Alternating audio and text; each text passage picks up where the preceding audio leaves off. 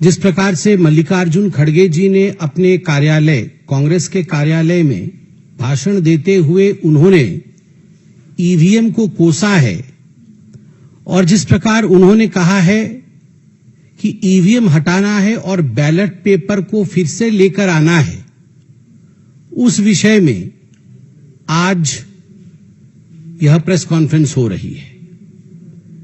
मल्लिकार्जुन जी ने कहा है कि हमें ईवीएम को साइड में रखना है। मल्लिकार्जुन जी, आप ईवीएम को साइड में रखिए या ना रखिए, मगर जनता ने कांग्रेस पार्टी को तो साइड में रख दिया है। इसमें कोई दो मत नहीं है कि आज किसी भी राज्य में कांग्रेस साइड में है। Congress has been sidelined in the election of literally every state, even in Jharkhand. आज कांग्रेस पार्टी भारतीय जनता पार्टी के पीछे है। महाराष्ट्र में तो नेस्तनाबूत हो गई है। मात्र 16 सीटें लेकर कांग्रेस पार्टी महाराष्ट्र में आई है, जहां महायुति की प्रचंड जीत हुई है। वही कांग्रेस पार्टी आज महाराष्ट्र में एक तरह से उसका सफाया हुआ है।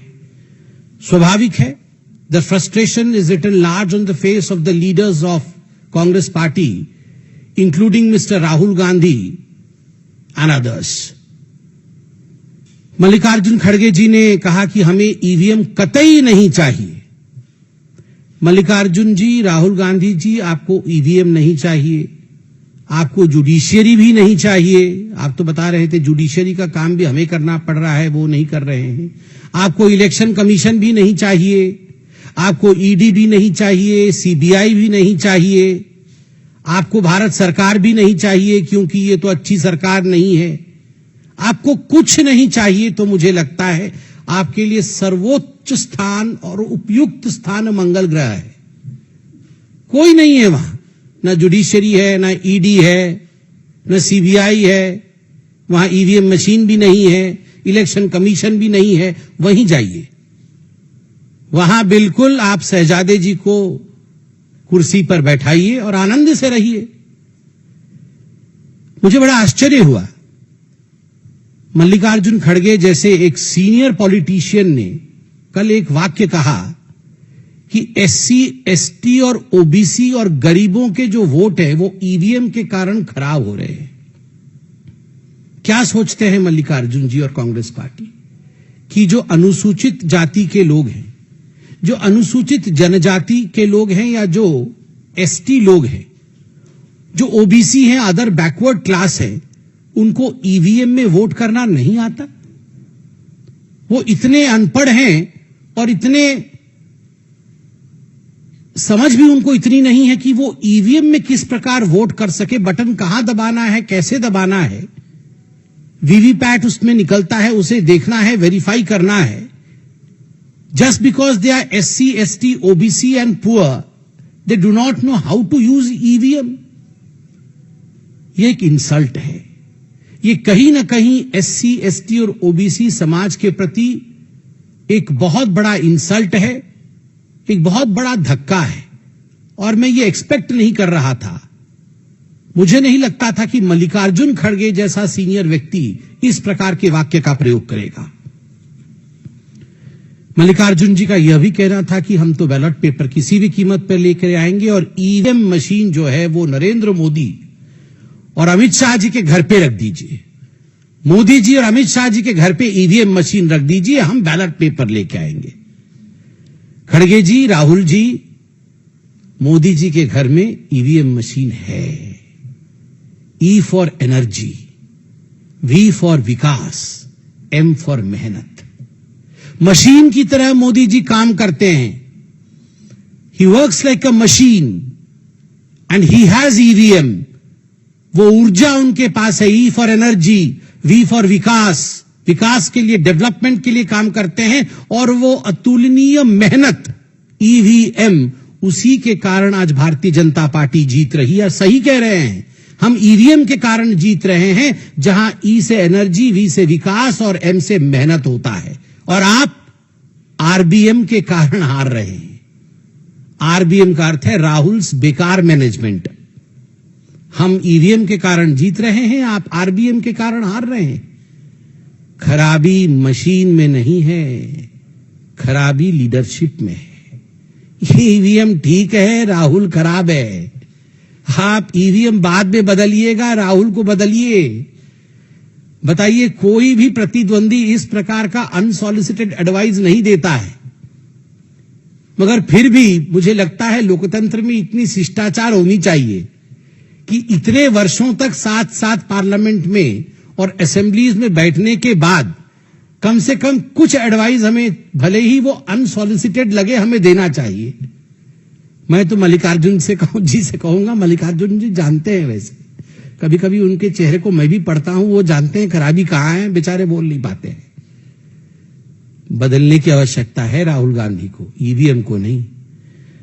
और वो कह रहे थे मल्लिकार्जुन जी की बैलेट पेपर के लिए हम यात्रा निकालेंगे। आजकल वो नया शब्द उनका यात्रा चल रहा है बड़ा, भारत जोड़ो यात्रा, उसी से सब कुछ मंगल हो गया। और भारत जोड़ो यात्रा के बाद आप बोल रहे हैं बैलेट पेपर यात्रा निकालेंगे। वैसे भी ठीक ही है, वैसे निकालना चाहिए, यात्रा निकालना चाहिए। टाइम भी है उनके पास अभी यात्रा निकालने के लिए, और कुछ काम भी नहीं है कांग्रेस के पास। तो घर में खाली नहीं बैठना चाहिए, नेताओं को कुछ ना कुछ करते रहना चाहिए। यात्रा ही सही, आप यात्रा निकालिए, अच्छी बात है। ऑन अ सीरियस नोट, जो मल्लिकार्जुन जी ने कहा कि हम ईवीएम हटाएंगे और बैलेट पेपर लेके आना चाहते हैं, और कोइंसिडेंस देखिए, सुप्रीम कोर्ट में ठीक उसी समय एक पिटीशन पे सुनवाई चल रही थी। मिस्टर के पॉल ने पिटीशन डाल रखा था कि ईवीएम मशीन हटाने की आवश्यकता है, ईवीएम से धांधली होती है और बैलेट पेपर पे आने की आवश्यकता है। और सुप्रीम कोर्ट में जस्टिस विक्रमनाथ जी और जस्टिस प्रसन्न बी वराले दोनों जस्टिसेस, उनकी खंडपीठ इसकी सुनवाई कर रही थी। स्पष्ट रूप से इस खंडपीठ ने पूरे विषय की सुनवाई के पश्चात कहा है कि ईवीएम में खराबी नहीं है। अंग्रेजी में उन्होंने कहा है, suspicion of EVM fixing is unfounded, quote unquote unfounded. EVM machine में कोई गड़बड़ी नहीं है। आगे वो कहते हैं, जो कैंडिडेट हार जाती है वो आके ईवीएम का रोना रोती है, जीतने से ईवीएम ठीक, हारने से ईवीएम खराब।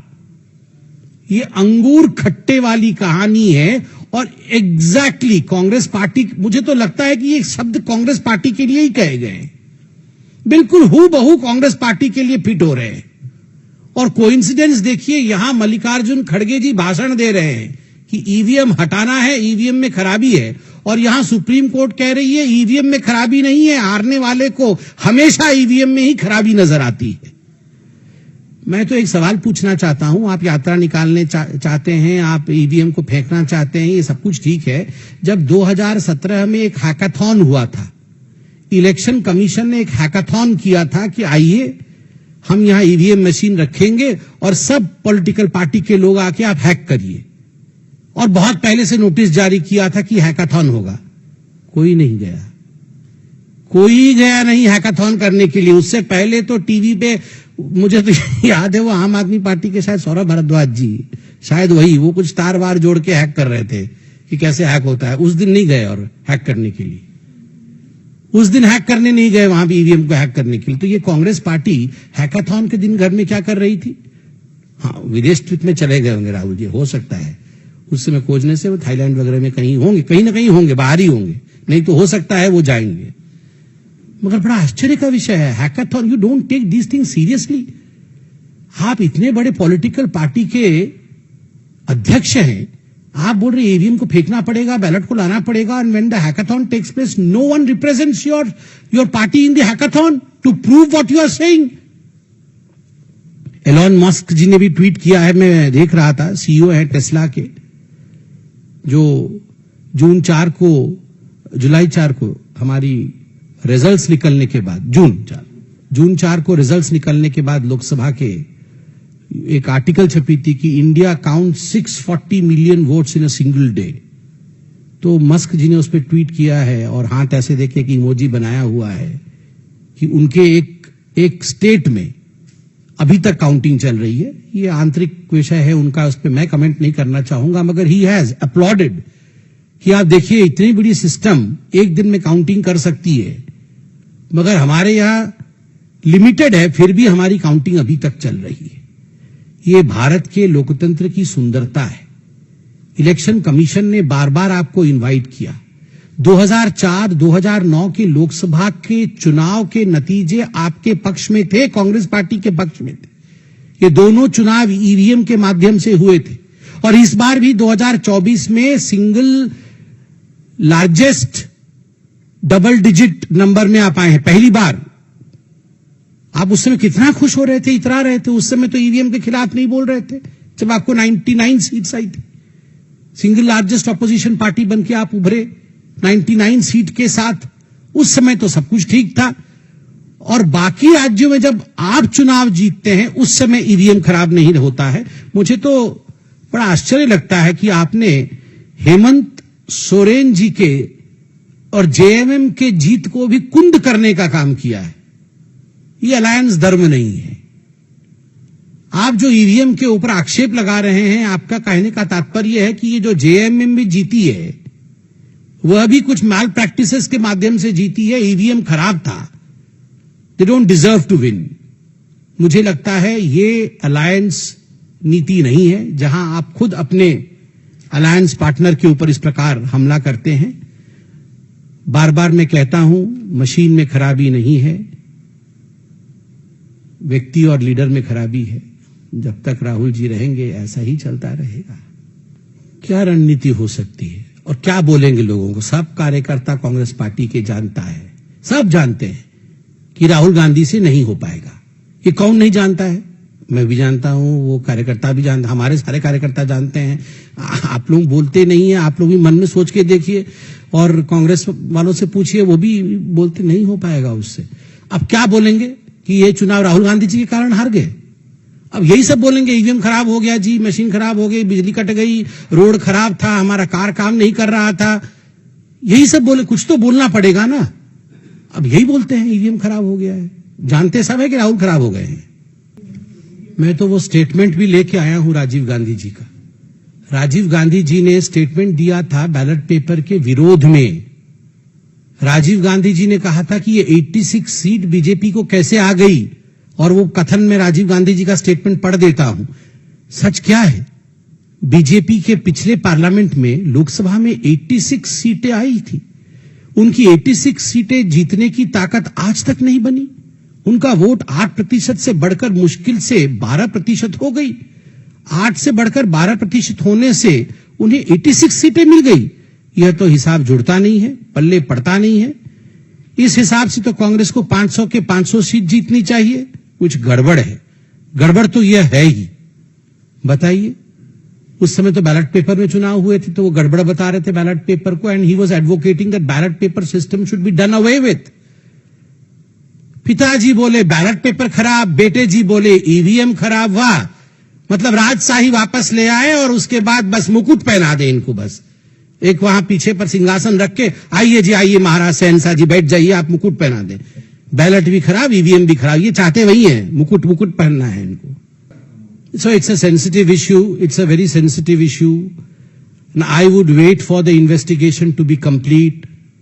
I would in fact appeal to everyone that no one should politicize the issue, because whatever we are seeing today, these are recorded, the evidences are present in the public domain. As you stated right now, we can see things in public domain. So let the investigative agencies complete their work. दूध का दूध और पानी का पानी हो जाएगा। देखिए, जहां तक आपने संभल के विषय में सवाल पूछा है, मेरा बड़ा स्पष्ट मानना है कि इस पर किसी प्रकार की राजनीति नहीं, इस पर इन्वेस्टिगेशन चल रही है और हम सबको इन्वेस्टिगेशन के नतीजे का इंतजार करना चाहिए। और भारतवर्ष में संविधान का राज है। स्वाभाविक रूप से जो लोग इसके पीछे रिस्पॉन्सिबल हैं, जिनके कारण ये हुआ है, उनको बख्शा नहीं जाएगा। See, as far as Bangladesh and as far as arresting of a monk also, a revered monk also in Bangladesh is concerned, the foreign ministry has issued a statement, has given a statement to which Bangladesh also has reacted. I believe as a political party, I would refrain from making any statement since the government of India has already made a statement. We ditto the stand of the government of India. So we all know the truth. but still I would not be drawn into the kind of fight between two countries. The two countries have exchanged notes, they have exchanged statements, and we all stand by the rightful statement issued by the MEEA of India. देखिए, यह विषय महायुति का है, उनके बीच meeting का है, उस विषय से मैं अनभिज्ञ हूं। स्वाभाविक रूप से वो मैंडेट मेरे पास भी नहीं है कि मैं उस पर कमेंट करूं। मैंने भी अभी माननीय शिंदे जी के प्रेस कॉन्फ्रेंस को सुना।